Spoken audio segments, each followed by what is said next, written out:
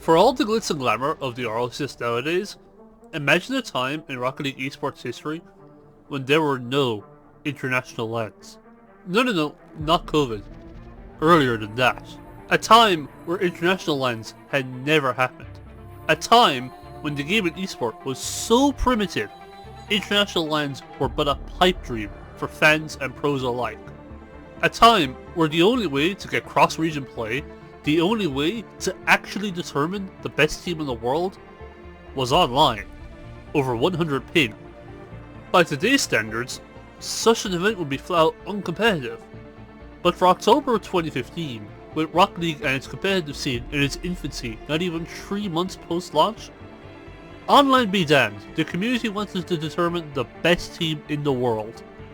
Ladies and gentlemen, this is the story of the MLG Pro League, Rocket League's first international major. Non-RLCS events already struggle to live long in the memory. There are many fans who just don't know that there are international LANs outside of the RLCS, or they just don't care. So it is no wonder that some online event a full 6 months before the RLCS was even a thing has nearly been lost to time. But it happened, VODs exist, and its place in RLEsports history is very significant. First, international major can be confusing semantics, when the word major is both an adjective to describe certain events and tournaments, and the name of modern RLCS LANs that aren't World Championships. But the RLCS majors aren't the only major international tournaments, and for 2015, the MLG Pro League was exactly that, a major international tournament. In order to reach the Pro League, one must start from the very beginning of Rocket League and its competitive scene. What preceded the Pro League was 2 months of various weekly cups, mainly spearheaded by ESL Gaming. Once a week for Europe and once a week for North America, even without a prize pool.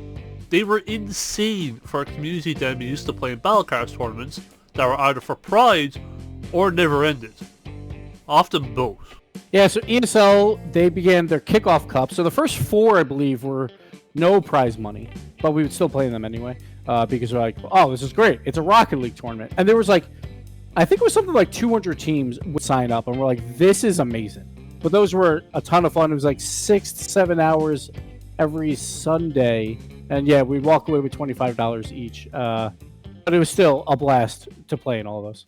Enter Major League Gaming, with offerings of $250 per event and a lot of publicity for Rocket League.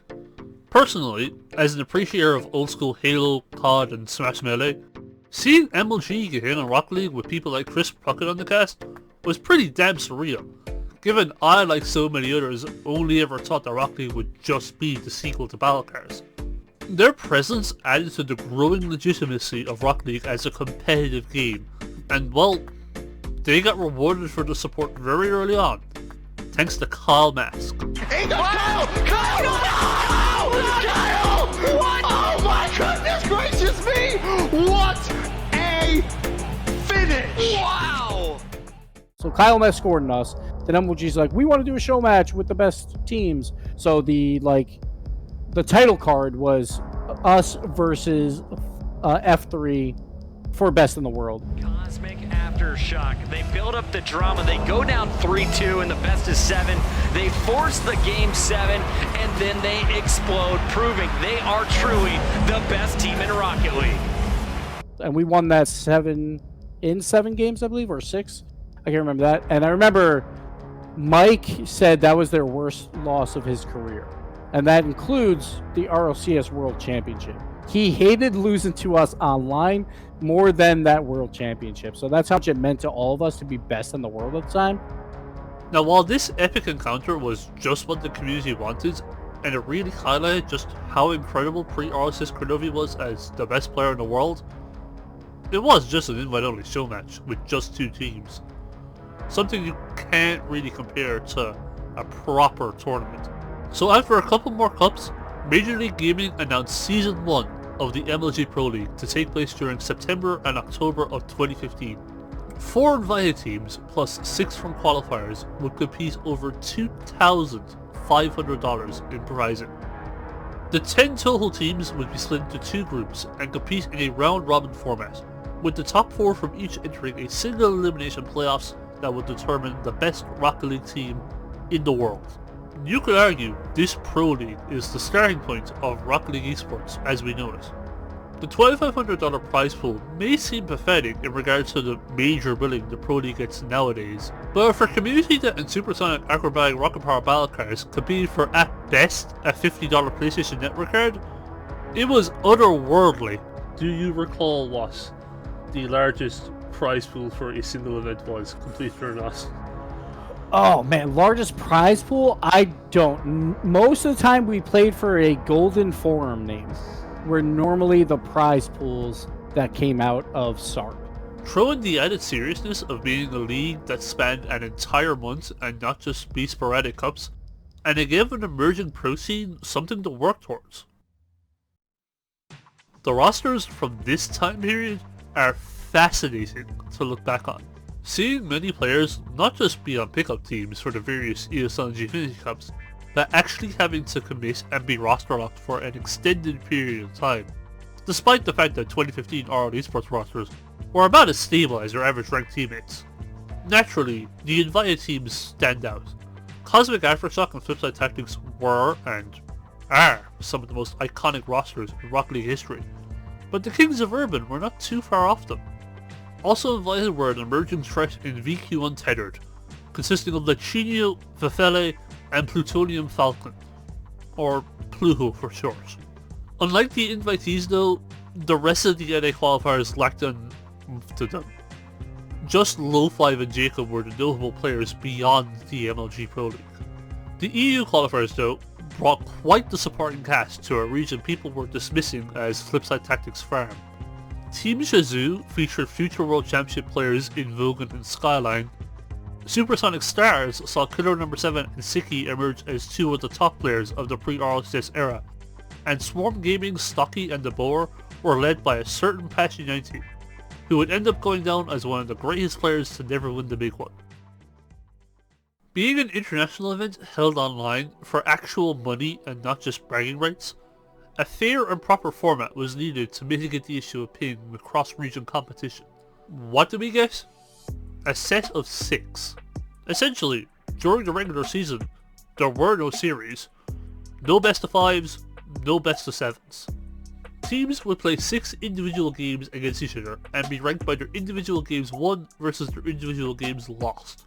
For cross-region matches, this would mean 3 games played on EU servers and 3 games played on NA servers. Once the playoffs arrived, as it would be seeded by the results of the group stage, the higher seed in a cross-region match would receive server preference for the single elimination best of 7s. Was it janky as hell? Yes, but the esport knew nor could do no better at the time. There were no LANs, and it didn't dissuade the players competing. Fairly regularly were crucial games won on the away server. So I think a lot of times going into it, when we go onto a European server, we're like, game 1 very likely theirs, but let's try and just play to the pain, then get used to it. So by games 2 and 3, like in that set, then we can play a bit better. And sure, like we would complain to each other, like, oh, lag hit or something like that. But at the end of the day, I don't think anyone minded, because it was just fun to play the international like competition. Alas, the Pro League started and some interesting trends began to emerge. Namely that there were a lot of blowouts. Such was the skill gap in the game at the time. Group A saw Swarm Gaming pip Flipside Tactics to first place by a single game, while Devoid Gaming would be eliminated by just 2 goals on the secondary tiebreaker, despite defeating Perfect Storm by 4 games to 2. Whereas Group B saw VQ and Tethered come out on top convincingly over Cosmic Aftershock, while Air Force 2 wins out unceremoniously with a 0-24 record. The playoffs bracket coincidentally worked out to be all same region matchups for the quarterfinals, EU versus EU and NA versus NA across the board, with most of those results being rather standard. Perhaps that's boring in a modern RLCS major, but it led to the remarkable sight of the Kings of Urban finishing off what VQ Untethered had started, definitively dethroning Cosmic Aftershock as the Kings of North America. So I know that was probably the lowest point of my career though with Cosmic, was because we went out in the quarterfinals of that in the playoff round. So that was the worst we had done like up until that point. So it was definitely the lowest low, but at the same time, it was so much fun to just compete in it pretty much like throughout. People look back at Season 1 of the RLCS and do wonder where the EU better than any narrative came from. iMan Power did win the World Championship for North America, but the Pro League semi-finals of Swarm Gaming versus Kings of Urban and VQ Untethered versus Flipside Tactics is the genesis point of EU supremacy in RocketLeague esports, establishing a status quo that has been largely unchallenged in the 8 years since. Just like they did in the regular season, Swarm Gaming defeated Kings of Urban with authority, this time by 4 games to 2. And on the opposite side of the bracket, well, Flipside Tactics gave VQ Untethered a beatdown for the ages, battering them 4 games to 0 and securing an all-European final for the first of 9 times in the history of international RocketLeague majors. The grand finals went as expected if reviewing this through a historical lens, but its action was a lot closer in reality. Yes, Flipside Tactics consisting of Cookster97, Marky Duda and Mike Rules were victorious over Swarm Gaming, but they had to battle from 2-3 down in the best of 7 grand finals. Even back then, there were question marks over their attitude and work ethic given their abnormal skill advantage over the rest of the field. But when they applied themselves, the results spoke even louder. MLG Season 1 champions, Flipside Tactics, the best team in Europe and the best team in the world. Determined to not come up short like in the International Showmatch versus Cosmic Aftershock, F3 closed out the finals with 6-1 and 5-0 game wins to officially crown them as MLG Pro League champions and the best RocketLeague team in the world. The legacy of the MLG Pro League is one that's been lost to time, but it still stands as one of this esports' most prestigious events ever in the grand scheme of things. Okay, it's not one of RocketLeague's 30 international lands, but it's right below it, offering for the time international competition with all the best teams in the game and a record-setting prize pool. For 2015, this was the most optimal means of determining the best team in the world. Future advancements of this esport shouldn't be held against it. Instead, it should be celebrated for what it gave us, how it sowed the seeds and helped lay the foundations for what will become down the road, a beautiful esport that we all know and love. That's when we were all like, maybe there is something here. Maybe we can have a 5-year plan for an esport. And now, again, we're like 8 years in and it's going strong. It's got the highest peak viewership. But I think it all started back then in that MLG Pro League, that first like international tournament. Not a lot of money. It was $2,500, but the viewership, the hype for these teams, and that's when like everything began. And that means for the victorious players, their legacies are heightened too. You can point to this tournament as the clearest sign of just how good the original Flipside Tactics roster was. And while I'm not calling this specific trio land winners or anything equivalent of that, they were at a point major international RocketLeague champions.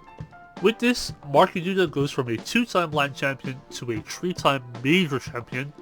Cookster97 joins an elite club of 4-time major international RocketLeague champions. And Ireland's GOAT in Mike Rules, at least he has a big W befitting of his ability of the game for the time. So, to the MLG Pro League and anyone who was a part of it, I say thank you for being a worthy first international major for RocketLeague. Your impact will not be forgotten. And that's the story of the MLG Pro League for RocketLeague. If you've enjoyed this video, consider liking and subscribing. I have many more video essays on the history of RocketLeague esports, and if you like this, you may want to check out everything else that's been uploaded. But until the next video, take care and peace.